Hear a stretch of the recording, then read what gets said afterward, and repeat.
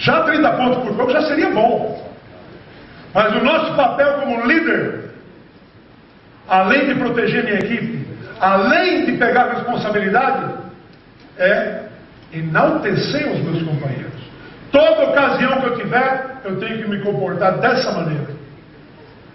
Se eu jogasse sozinho, não ganhava de ninguém.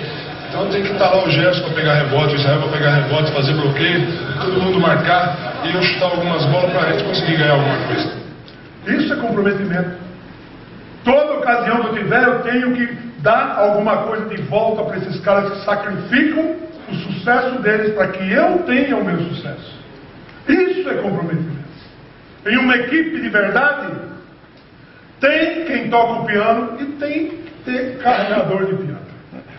Resumindo, essa equipe jogou junta 8 anos. Essa equipe.